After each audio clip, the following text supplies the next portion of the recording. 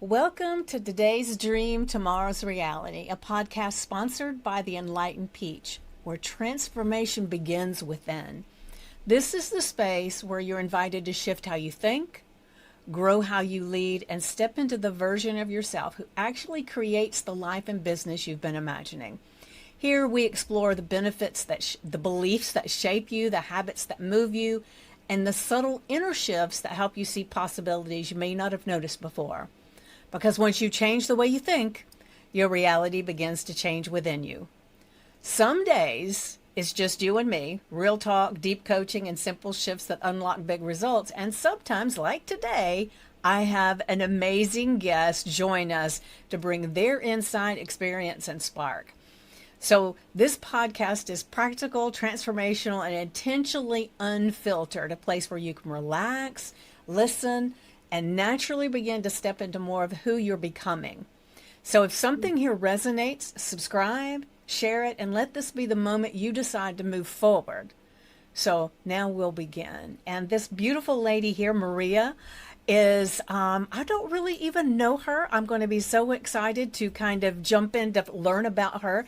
There's someone who reached out via email and asked for her to be a guest on the podcast. And I kind of looked at some info and I said, I think she'd be good. So here we are. And so I'm going to turn it over to you, Maria. And is your last name Dolores? Yes. Okay. Sometimes those pronunciations are different. It's Dolores. Okay, Yeah. I wasn't sure. So I'm going to let her just tell you just a tiny bit of who she is, and then we'll just jump in. Like I just explained to her a moment ago, I like to feel like we're sitting in the same room in front of my fireplace, having a cup of tea or a glass of wine, which she's got tea and I've got decaf coffee, so we are set. And we're just getting to know each other, and you're kind of sitting here watching us have this conversation. So I'm super excited. So, Maria, go ahead and just give us a little insight of who you are. Thank you, Vickie. I'm so happy to be here. I help leaders to remember that we have both rights and responsibilities. So my work is about to lessen hate, disrespect, and oppression, but to increase growth and dignity. That's my Ooh, work. Yeah. I love that. I love that. So, I know you were saying it was evening time for you. So, where are you located in the I'm world? in Stockholm, Sweden. Oh, okay. Yeah, yeah. Yes, So yes. my birth name is Maria Dolores, and I dropped uh, my last name is my ex-husband's name, but so I Okay. used Maria Dolores. That's why. So is Um, Dolores then technically your middle name or it was yeah, your maiden name? Okay, it was your middle name? mm, yeah, Oh, that's intriguing. I love that. I yeah. never would have thought of that. Of course, that wouldn't work very well for me. My name is Vickie Sue.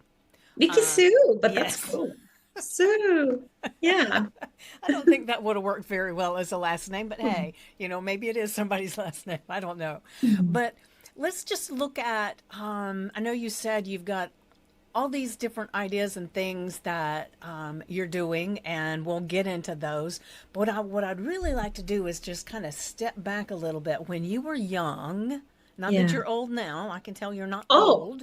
I Um, I am 52. I love to be 52.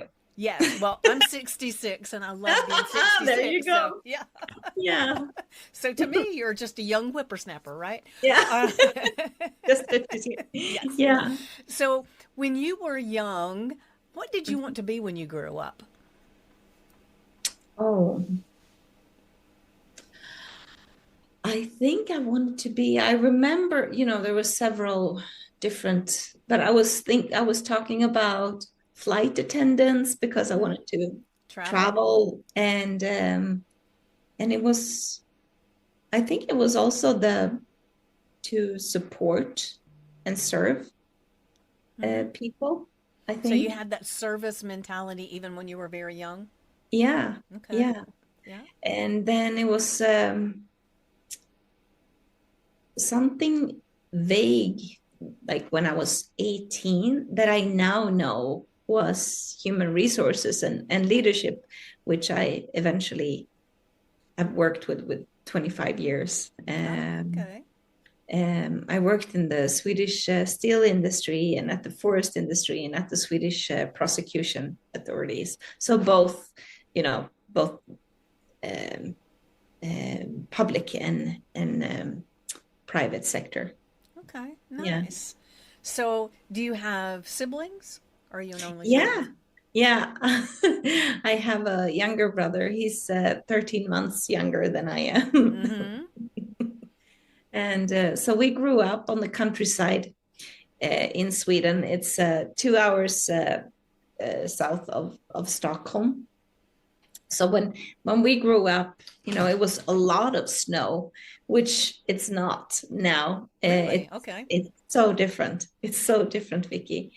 Um, and so my daughter now, as she's growing up, she's in her late teens now. Um, she has never seen as much snow as when I grew up, and I grew up even south of this place. So it's Wow. it's different. Yeah. So, do you ever get yourself telling her, well, when I was young? A little bit. Yeah. A little bit. I think we all do that a little. Yeah. Yeah. So, I got another question for you. I don't know. I just love to hear people's stories. So, what Yeah. is your favorite, fondest memory from when you were very young? The first or the Your first? favorite. My favorite. Yes. Um, I think it was just like I was running around in the forest, and because I really grew up on the countryside, so I had like wood clogs. Mm-hmm. What do you call it? Yeah. Swedish shoes, and I was running around and I was climbing in trees, and my father got a moped that both me and my brother were driving around with. Uh, it was the snow in the winter, and we had a German Shepherd. So he was. Uh, we had a sleigh, and he was pulling the sleigh. Oh, beautiful. So yeah, Yeah. it was good. It was really good.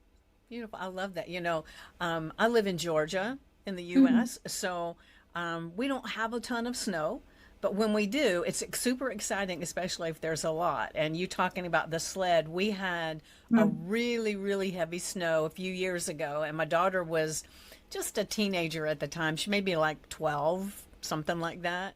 Yeah. And we had a Siberian Husky dog, and Oh, so we took the bottom of the crate out because we didn't have sleds because you never got snow. But we took the pan in the crate and put it out, and then we put a leash around the dog.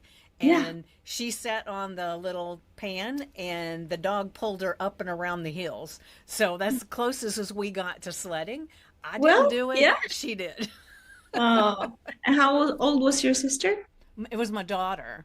The daughter. Yeah, so Okay. she was Oh, 12. I think she was 12 when could have been just a little bit younger, but because she was not a teenage, not a full blown teenager yet, and she was still willing to do all that kind of stuff. So mm, it's one of a really fond memory of when she was little. mm, mm, Um, so explain to me a little bit about what you're doing now. mm. Mm, So 10 years ago, um, 10 years ago, I published the book, A State of Grace, Human Rights and Human Obligations. okay. Um, and that the book came, we can go into that, but it was after my divorce. And but so a state of grace is referring to when you are in a state of grace and I am in a state of grace. That's how we create the state of grace. So Mm-hmm. peace in the world starts from within. Right. And so already 10 years ago, when I published the book in 2015, I talked about rights and responsibilities, and that's what I'm doing today. Um, uh, and I'm about to publish my upcoming book about the human constitution. And so the human constitution is 7 principles that is about our rights and responsibilities. So the first 3 is personal. It's about our physical and mental health. So body, emotion, and thought, that you have both rights and responsibility. You have the right to your body and you have a responsibility, and you have the right to all your emotions and you have a responsibility. Trying, we're humans, and trying to mature with our emotions, and to give ourselves the right to hate or feel anger or frustration, but also trying to mature through this. So And if I then can interrupt real quick, and I'm sorry, yeah I do this all the yeah time, so I yeah yeah apologize. yeah But what got you on this train of good. this being an important thing for you? Yeah, that's a good question. um do you want me to continue just to do the 7 principles first, or do you want me to? You tell me what works better for you. Will you Okay, forget? yeah. So just the 7 principles. Okay. So first, body, emotion, and thought. Very Okay. easy, our physical mental health. But then it's actually tying to your question, Okay. which is about power. The 4th principle is about power, that you have the right to your personal power, and you have a responsibility in how we act and interact with each other. Then the 5th is communication, freedom of speech and creativity, but also responsibility with dignity, and to mature in our conversations. And then the 6th out of the 7 is life, that you have the right to your life and to live wherever and however, but not at the cost at others. So to respect others' way of life and other life forms. Mm-hmm. Like in the sea and on land and everywhere. And then the 7th principle is tying it all together, which is about collective rights and responsibility. As a species, we also have rights and responsibility. To your question. So 2012, I was we were really struggling with our relationship, our marriage, and we went to several therapists, 3 over the year, and it was like Teflon, nothing stuck really. So in the beginning of 2013, I filed for divorce, and I said to myself, Vickie, oh, this is going to be a nice divorce. I want peace. I just want it to be very nice. Mm-hmm. Yeah, that was my intention. Yes. It was not. It was really horrible. His grief came out in a very, very destructive way. His grief over the divorce, and it was horrible. He was stalking me. He knew where I was, who I was seeing, what we were talking about, and it was not like I was into someone else. I just wanted to be free. He knew where I was eating and drinking, and like I isolated myself more and more. What also happened during this year is that he developed a brain tumor, and he died of the brain tumor in 2015, in the beginning of 2000. So that's why I wrote the book, A State of Grace, that we have both rights and responsibilities, and that it's about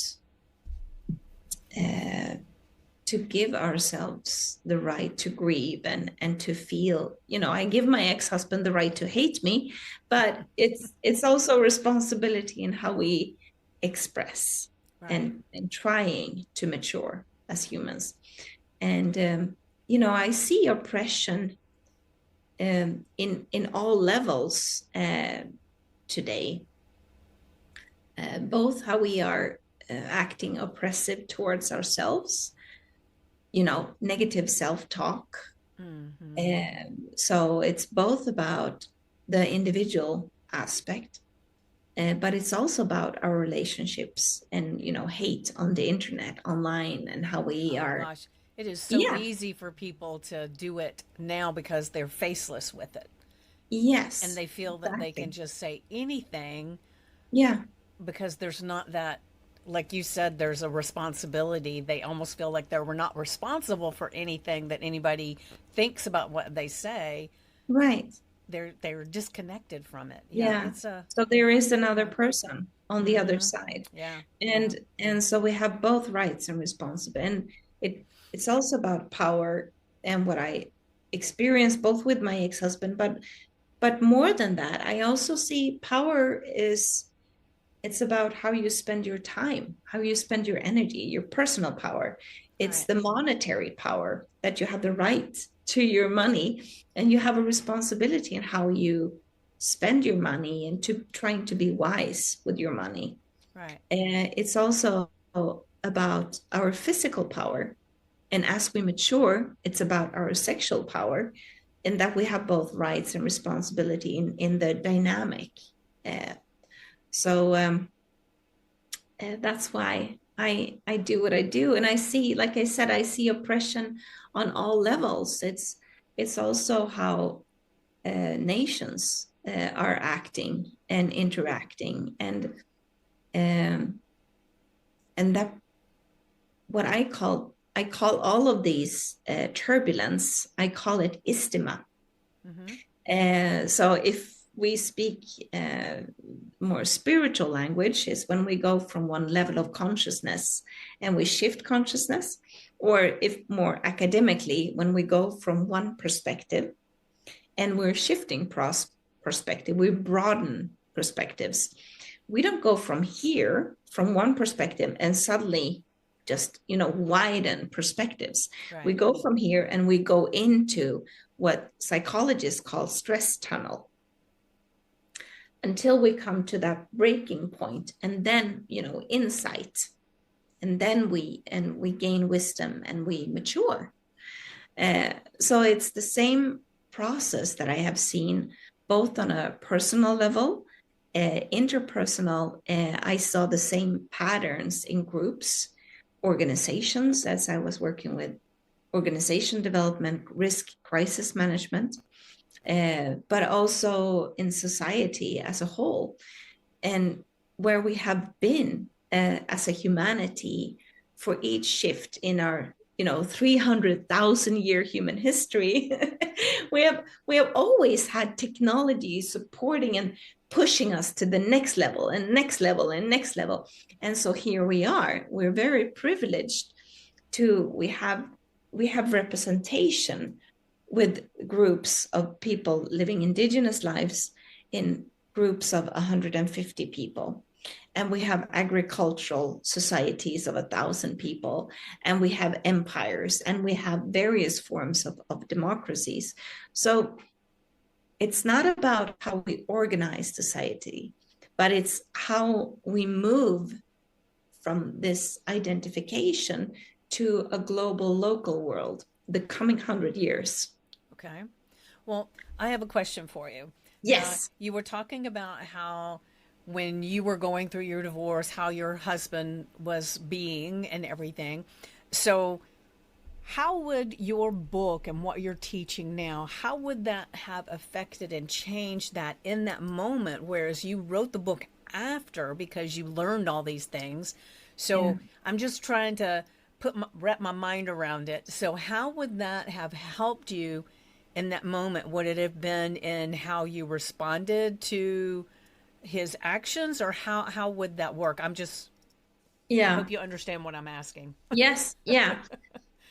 So partly it's my own learning about myself, um, but it's also about uh, understanding power and power dynamics, and to that each person have the right to their personal power, their personal space, Mm-hmm. and to take a stand for that we are born with this right, and that we all mature in the challenges. So how it would have been, it's different it's just the insight and the knowing, the deep knowing that I do have rights. Mm-hmm. And we both have responsibilities in how we interact. It's also with like the seventh principle about our collective rights and responsibilities that even my dad thought that I was crazy. How could I leave him? And he was taking me for a walk and saying, "Hey, honey, you need to calm down." And he didn't see what I saw, and he didn't. Um, so it's also the collective to listen more Mm-hmm. with a moral courage. Okay. My turning point really was another woman calling me, and she said, "You don't know me, but I you've heard about me, and I've had an affair with your husband uh, during your divorce now, and I just want to hear your point of view because I heard a lot about you." And I said, "Are you sure?" And she said yes. And I tried so hard, Vickie, to say the facts and not Mm-hmm. all my interpretation. And at the end of the conversation, she said, "I believe you." And because then she told me that she had experience and she also saw a pattern. What we now know was probably part of the brain tumor, but she also saw the pattern. Uh, and just to hear another person that I didn't even know at the time saying, Yeah, "I believe validating you. what you were feeling and I seeing. believe you." Yeah. And when nobody believed, I didn't even believe myself. What's maybe I am crazy. Um, and it's important that we listen to each other Yes. and to strive for dignity. Mm-hmm. That's the leading star. I don't care who you are. I don't care your age. I don't care your background, but a strive for dignity. And what is dignity for you? And what is dignity for me? And to have that conversation rather than right or wrong. Right. Yeah. I love that. Um, Yeah. it's so it's been how many years since you said he passed from his brain 10 tumor? years, 10 years? 20, Okay. So when 2015. you started writing the book right after he passed, Yeah. Yeah, I did. so I imagine that was pretty comforting in a way, right? To go Yeah. inside and write all your thoughts down. So in the book, I'm going to have to get the book now. Um, in the book, and that reminds me, but you need to give me all the links to so I can share it in the description Yeah, for and that. the thing is that the title is in English, but the content is in Swedish. Oh But there gosh. is it's it's a coffee table, so you don't need to get it. But it's a coffee table book, so it's with Okay. pictures, with the work that I did with my photographer that I've Okay. been working with for 15 years. Okay. So what are the pictures of then? I'll show you Okay. sneak peek. Okay. Peek. So let's see. It's only black and white pictures. Okay. And it's from all the work that we have been doing for Okay. 15 years. It's very varied. Oh wow. Yeah, like that. Oh Oh, yeah. you cannot see it. Yeah, Yeah. yeah. Ah. So Beautiful. It's not what I was picturing at all. So no, thank you for but sharing that. thank you, thank you for asking. Yeah, black and white is like a theme in my life, as you can Yeah, see. I Yeah. love that. Yeah. Well, Mm. I typically wear black and white all the time. So, and if I Oh, didn't put cool. purple in my hair, that would be white. So I'll I just tell you love that. that. I love that. Hmm. So, what is your vision of, because you got the new book coming out, right? It's not out yet. Is Yeah, that correct? correct. And my and I have been traveling and speaking a lot Mm-hmm. about this. I have been speaking in Dubai, in House of Commons and House of Lords in London, at black tie events. Mm-hmm. Um, How does that feel when you do that? I love it. I just love to, and that's what I would love to do more. Mm-hmm. Go out and see more people and just to talk about rights and responsibilities without, as you understand, Vicky, this is not religious, it's not party political, it's not even an ideology, it's simply, a fundament, rights and responsibilities. It's Mm-hmm. not a quick fix. This is not, a 10-step program or it, and it's included, it's inviting to that you can have your own what is right for you. Right. Yeah. Uh, Sorry, what was the question? I think I asked, what is your goal for the book Yeah, as you're, the book. since you're just about to publish this, get this new Right, book out. So, right. and how does it relate to, is it like a second part of the first book, or is this something totally separate? No, it's like a better, improved, enhanced, and elevated edition of Okay. the first one that was 10 years ago. Uh, So you've cleared up a lot in your mind for that one, right? yeah. Okay. Oh, yeah, for sure, for sure. Yeah, and then I spoke at the World Peace Conference in Stockholm, Hmm. and the year after I received an Ambassador for World Peace Award. Oh, beautiful. And last year, I received an honorary doctorate Ooh. for my work. So I was in beautiful ceremony in Laguna Beach. So very honored. It's something sparking. Do what? Is there something Something wrong? with the sound. Yeah, it's like a My, static.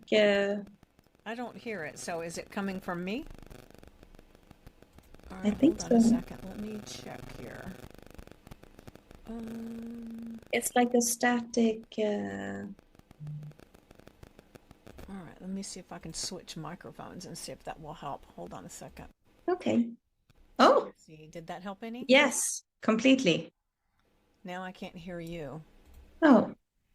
Hold on. Mhm. Um, mm,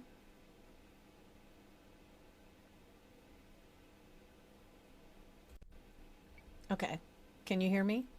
Yes, well, Okay. Now I can hear you. much better. Is that Thank better? you. Okay. I had to Much switch better. microphones. It was Yeah. it kept switching to the microphone on my earbuds instead of on Ah. my Yeti microphone. So I apologize, but thank you for Oh, pointing that out so we yeah, could sure.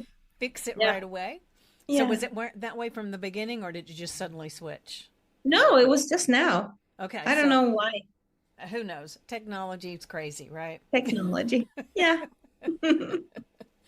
But I'm really intrigued with all of this because, to be honest with you, I'm not that versed in all of this about the human rights. You know, I know human rights, but as far as representing it in the way that you do, I'm Mhm. fascinated. I really Mm. am. And so, how did you get your first speaking gig with talking about it all? So I don't know. Actually, I was sitting and talking to a monk Mm-hmm. here in Sweden, and he invited me to come and to be the keynote speaker at Ooh. the World Peace Conference in Stockholm. Oh, That's I really mean, how you it might as well started. start at the top, right? Don't Yeah, take a yeah, little venue, just go straight yeah, out there. yeah, really. And it was the when I received the ambassador award the year after, it was at the same venue where we have the Nobel Prize. Not the Wow. Nobel Peace Prize, because Okay. that's Norway. Okay. Okay. But it's the venue where we have the Nobel Prize, Wow. in the here in the city hall. So, So did you ever think in your wildest dreams prior to writing this book that you would be where you are right now? no. However, Vickie, I have still, my dream is also with the girl dream that I had, traveling all Mm-hmm. over the world. Um, that I'm really longing to do. Yeah. And it's also the hostess role that I love to meet people. Mm-hmm. In 2018, a friend of mine called me and she asked me if I wanted to help her in a funeral business. So I have been working with funerals for 6 years. Okay. All right. So in 2018, my friend called me and she asked me if I wanted to help her in her funeral business. And I said, yeah, sure, I can help you, just hop in. And I ended up working with her and in the business for 6 years. Mm. So, Vickie, I have casketed 3,000 people. Wow. Yeah, the youngest being 1 day old and Oh, the oldest 107 years old. wow. So, and people from all backgrounds. The guy who lived on the street for 15 years, as well as the lady in the Chanel dress. And I've seen all religions: Christian, Muslim, Buddhist, Hindu, Sikh, and also secular ceremonies. So when I talk about dignity, when I talk about equal human worth, that's where I'm coming from. And a deep, it really grounded me in a really, really good way. I see, I know the value of life, Mm-hmm. and and the superficial things that we are doing, uh, and there is no fear, but it's just peace. No fear of death, you mean? No fear of nothing, really. Okay.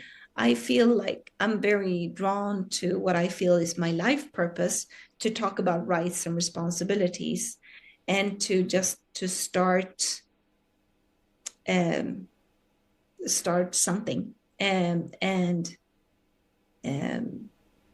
and that's fine. Okay. All right. So, um, what were you hoping to share with my audience by getting on the podcast? Was there something in particular that you wanted to talk about, to get out, that maybe I haven't spoken about? No, I just it's really about how we deepen. It's not about the other. It's or whenever we think it's about the other, we have one finger pointing to the other and we have three fingers pointing to ourselves. So it's a reflection of, and to be mindful about what we are projecting onto others, uh, and the beauty that we see in others is also a mirror of ourselves. Yeah. So it's really, uh, so I to remind people about that. And the world in such turbulence time right now, both with ourselves, how we are harsh to ourselves, and how we can be harsh in relationships, and in leadership and between nations. And I So, do think you think we it's can do different more. now than what it used to be? That it used to not be that way? I think through our human history, we have gone through different iterations, I would Mm-hmm. say. uh, in lack of words. Um, but technology has always been supporting us forward, and we have grown in groups. And so right now we are in this um, shift. Um, After the Second World War, people said no more wars, and United Nations was formed in 1948, I think. And then at that time, we had about 50 different kinds of wars going on. And it has been a more peaceful time. So we have had conflicts lessen, and we have definitely increased our well-being. We have increased better health, longer lives, and health, and lessen poverty for many, I would say, billion people. It has it better now than previous. But we're also more in, like I said, more in conflict with ourselves and one another. And now the conflicts and the wars are at the same level as they were at the end of the Second World War. So we have 56 wars going on today in the world. 56 wars and conflicts between nations. And so it's not only the thinking of, if only we unite all the nations and we have, we implement and we have policies and we work top down and we make them. And here we are. So it's needed also a bottom up movement, not only top down, but also bottom up, that you and I can make a difference. And we can make a difference today in the choices we make and how we use our self-talk and how we talk and speak to each other, how we are talking to our children or at work. And that is also generating circles, like rings on the water, on what kind of world do we want, really? Because AI can be used for war, more effective war, but it can also be used in how we communicate with animals, and how we can have more effective collaboration and communication. So well, to me, it's like, guns can be amazing for being able to go hunting and get yeah, and protecting yourself and all those things, but it also can be used on the other end to harm yeah, people. yeah, So it's important for us to be focused on the better yes, thing. And one yeah, of the things that always comes to mind when I'm thinking about all of this is how the Tibetan monks can do their big group prayers and send these thoughts into the world. And wherever they're directing their thoughts, they can actually measure the level of crime and everything in that area. And I'm not saying I'm doing the same thing, but I do this thing on my social media because it's a long story, but I'll just share really quick. yeah, please. It is I have a granddaughter that I no longer see, Mm, and I won't get into that, but it is a thing where I haven't seen her in 6 years, and so I'm always wondering, is she okay? Are things okay, right? So yeah. as I thought about that, I thought, I need to just send her some prayers. So I would sit down and I would just put my hands on my heart and I would just close my eyes and I would send her peace, love, and light. Mm, And I would just spend just a couple of minutes doing that. mm, And then when I would finish, I would think she was probably, I would envision her. Maybe she's out playing with some friends and suddenly she feels this lightness or she feels Yeah. a smile on her face for no reason and all these Yeah. different things. And I went to a retreat with a couple of friends last year. And while we were on the retreat, one of them was sharing that her son does this thing where he gets on, I think it's on YouTube, and he just looks into the camera and he says, "I see you," and Hmm. that's it. And people Yeah. loved him, and I thought, wait a minute, if that felt good to them, then I Yeah. wonder if they would enjoy the peace, love, and light. So I Yeah. started doing a daily peace, love, and light. And all I do is get on camera, put my hands on my heart, take some breaths, and I say it in my head, and then I open my eyes, and then I blow a kiss, and then it's done. Hmm. And not to say it hasn't gone viral or anything by any means, and I don't really care.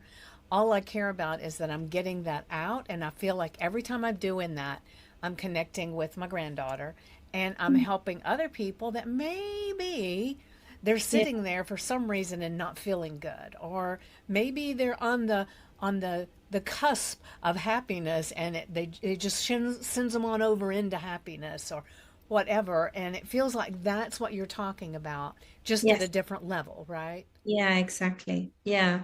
And working with so many funerals, the on one hand, it's very concrete, and it's really the hostess role to greet people and to be present. Hmm. And I Um, imagine that's really hard because so many of them are so grieving. yeah, well, not it depends. Okay. Um, I mean, so what I do in the funeral, so I put the casket in place, and I have people who help me to carry the casket, what they call that, pallbearer. Hmm. No, Yeah, yeah, pallbearer. and the English word, and uh, and then I arrange the flowers, and I prepare, and I make sure that the one who's holding the ceremony and that they are also seen, and if they need anything, and then the family come in, and I greet them, and before the pandemic I used to ask if they wanted a hug, but um, um, I just open my arms like this and say hello, welcome, my name is Maria, and how lovely to see you. And it's just to be there and to be present. And Mm. uh, I, especially when people come in and they are really in their bubble, they are really shut down, and they're like really like Dark. holding on. Yeah. And I ask them, do you want a hug? And this is a privilege to be a woman in this situation, because my male colleagues, they cannot do that. Do you want a hug? So it's a privilege to be a woman Yes, yes. in this point. So I tilt my head and I ask, do you want a hug? And sometimes they say yes, and they're like, yes. And sometimes they say, no, no, no, I'm just trying to cope. And I'm like, either way, it's fine. And when they say yes, I just hug, and I hold, and I hold, and sometimes it's just like uh, wrenching, they just need to get it out, Yeah. and then they can be present, Yeah. and they can stay present in the ceremony. And sometimes, you know grief come in so many shapes and colors and emotions. I remember one funeral, it was in the casket was this young man. He was 16 years old. He died of cancer. And so, it was his family. He had a huge family, and then it was, his friends from one sports team, and then it was his friends from another sports team, and all the school friends and their friends, and it was huge. And I remember one of his friends coming in, and he had hate in his eyes. Hate, life is unfair. This is wrong. I hate, I hate God. I hate this is, and I was like, yeah, I see you. Yeah. Because I believe that we have the right to all our emotions. Oh, yes, And definitely. with that acknowledgement, also that something can heal. Yeah. Mm. It's an amazing service that you provide there. Yeah. Mm. Thank you. Thank So, really quick, we're getting close to time. you. So, is there something that's on your heart right now to just tell everybody? And if there's not, if you've already said everything, then it's no worries. But I like to give everybody an opportunity. If there's something that's just on their heart that they want to say, I want to give everybody the opportunity to do so. Thank you. Uh, oh, wherever you are in life, however it is, just know that you have rights to your life. And in this process of life, it's always to mature with whatever feels difficult. And we can do this together. I believe in you. And thank you for being here. And thank you for listening. Ah, beautiful. Thank you so much for that. I think Thank you. everybody watching and listening is going to love having that as their last thing to take away. So, thank you again so much for being here and sharing part of your story. And I feel like I didn't even dive down deep enough into your story, but I love what you've shared. And maybe we can do this again and dive I in a would little love bit to. deeper. Yeah. Yeah, I would love to. All right. Definitely. Thank you, Perfect. Vickie. So, thank you everyone for joining in. And remember to like, subscribe, and share when I have amazing guests on here. I definitely want you to share even more so that it puts their message out into the world. So, anytime you can help me with that, please do. And I will see you next time. Mwah.